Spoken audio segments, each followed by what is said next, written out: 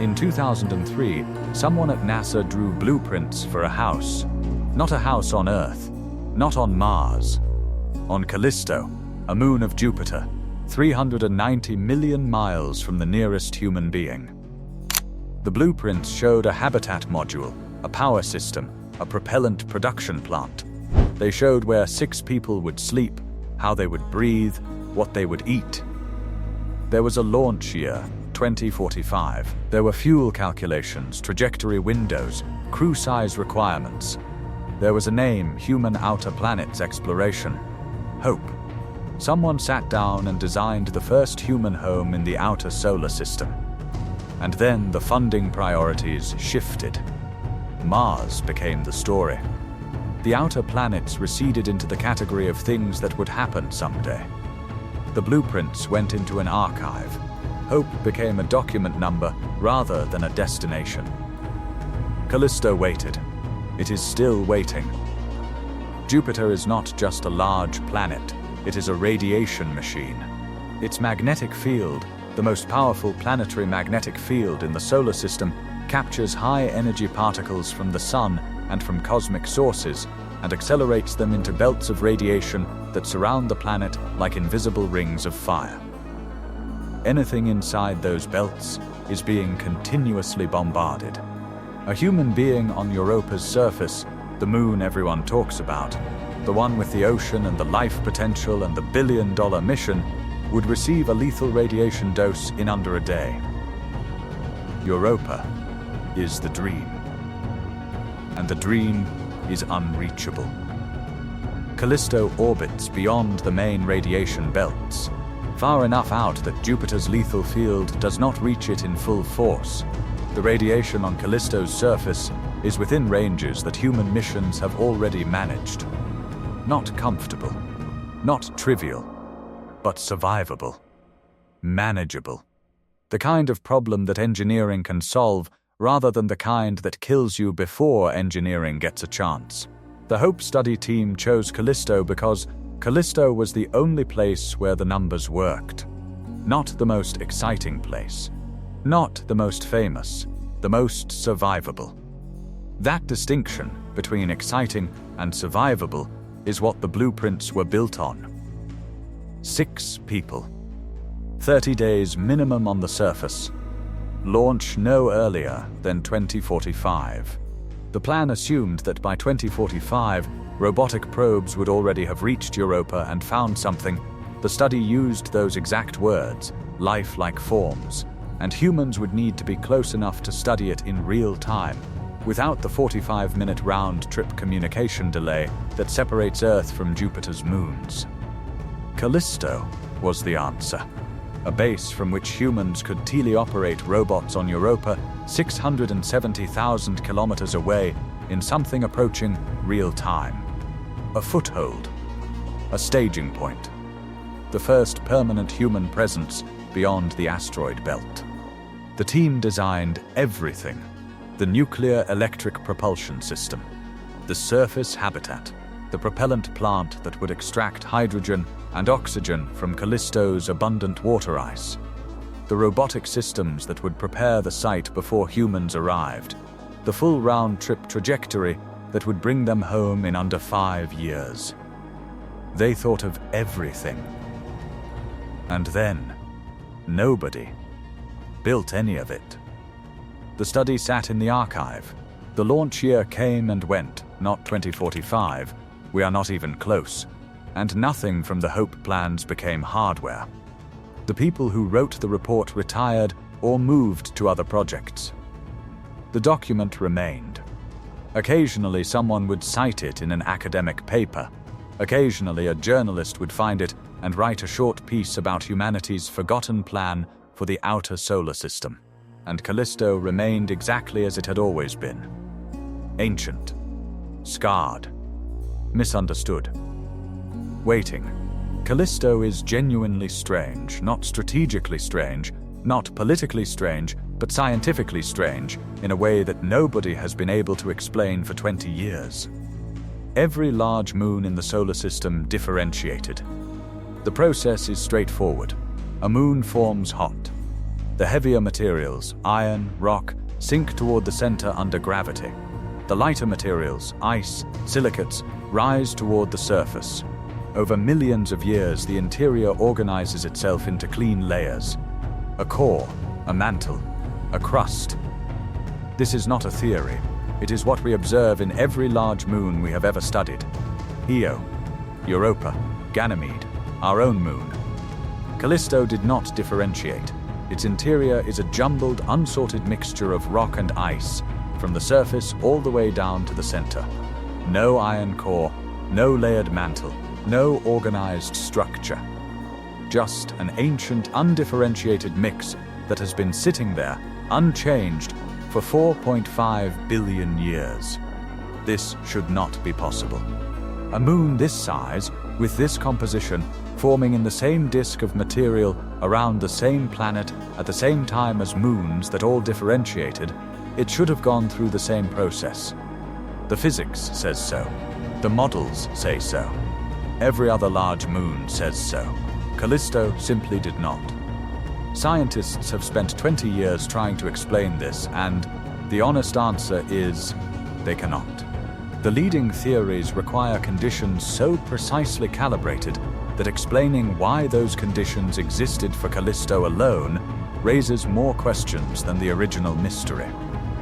There is no clean answer. There is only the fact of an undifferentiated interior sitting in plain sight since Galileo first spotted this moon through a telescope he built himself in 1610.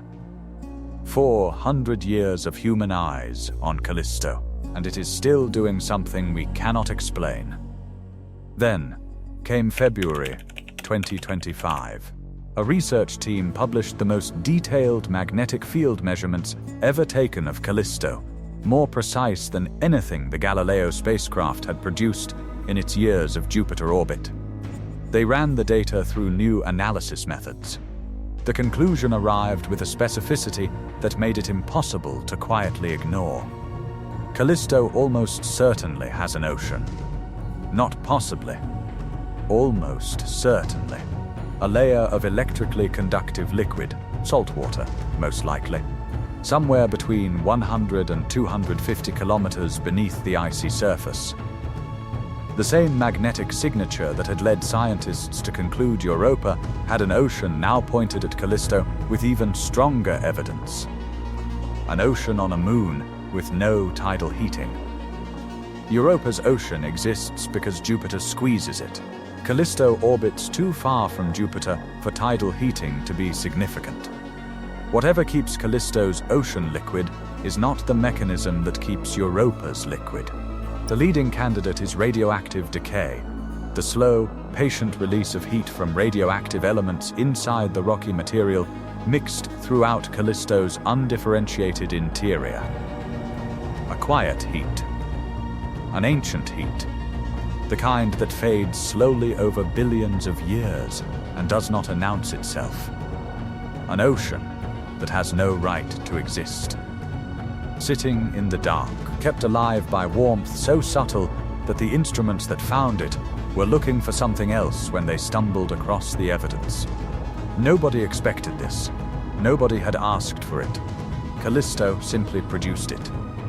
There is something about Callisto that does not appear in any scientific paper, but sits beneath every study of it like a feeling you cannot name. It is the most patient object in the solar system. Everything else is dramatic. Io erupts. Europa's ice cracks and refreezes in Jupiter's grip. Ganymede generates its own magnetic field.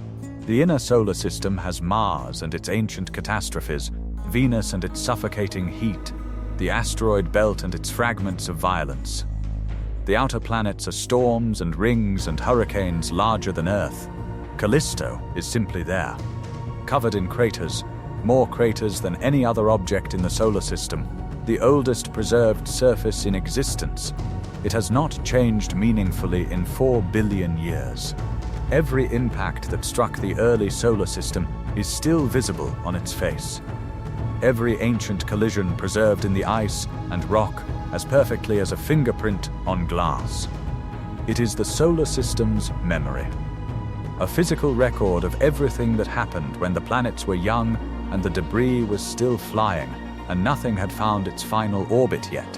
And beneath all of that, in the dark, a quiet ocean keeps whatever secret it has been keeping since before complex life existed on Earth.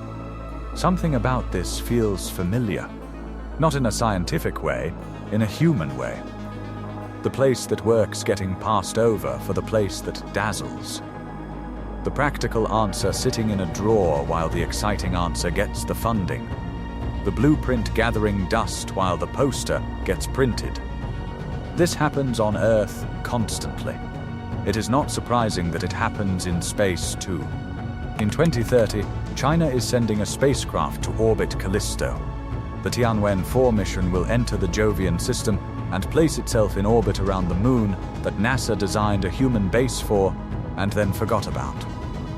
China's scientists reached the same conclusions the HOPE study reached: the radiation safety, the water ice, the strategic position at the edge of Jupiter's influence, the scientific value of the oldest surface in the solar system.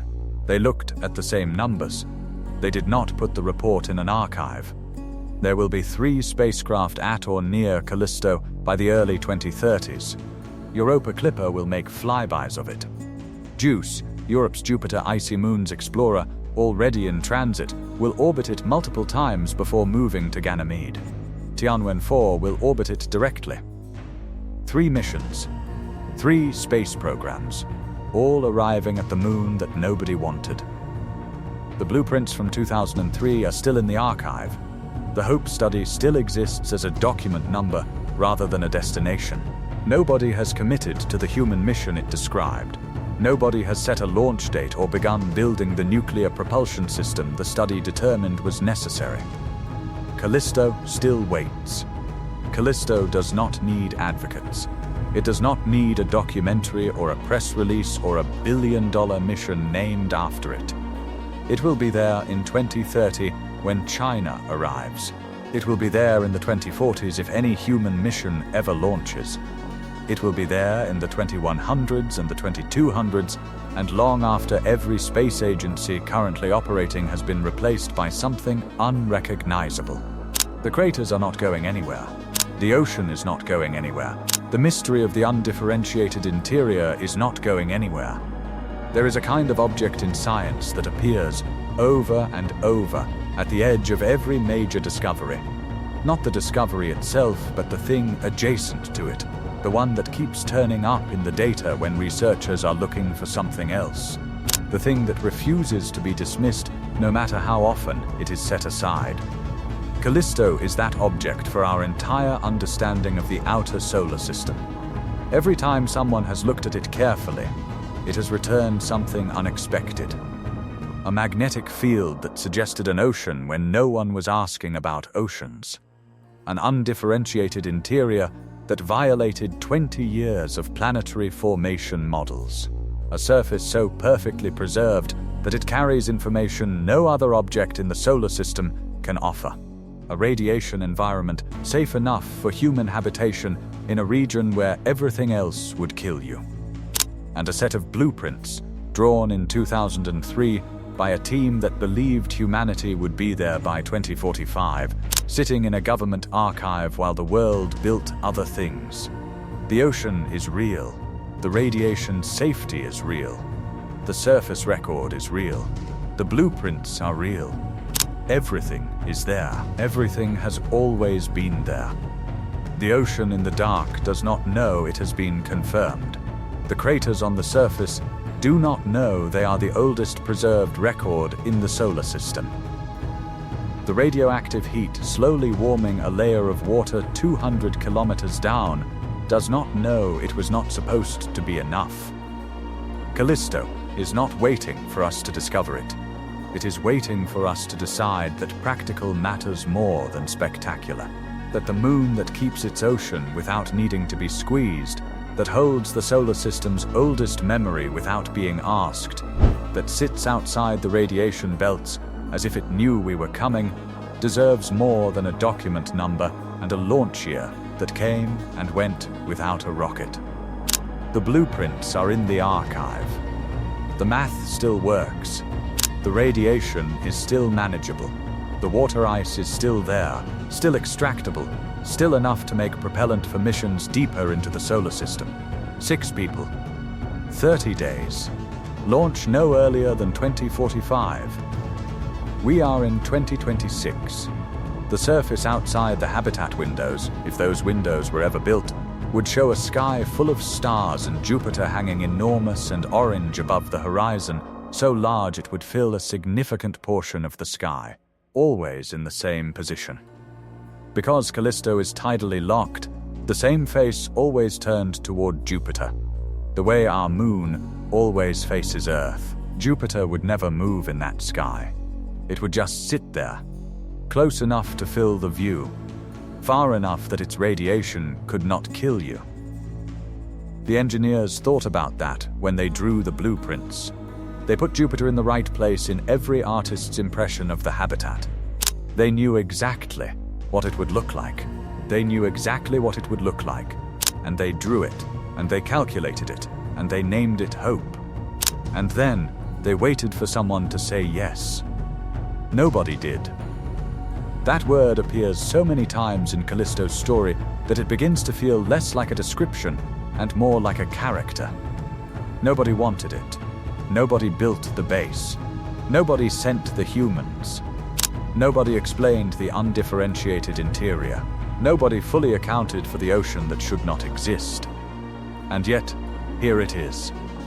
Still there. Still strange. Still holding every answer anyone who has looked at it carefully enough has been surprised to find. The window is still open. We just have not walked through it yet. Thanks for watching, and I'll see you in the next one.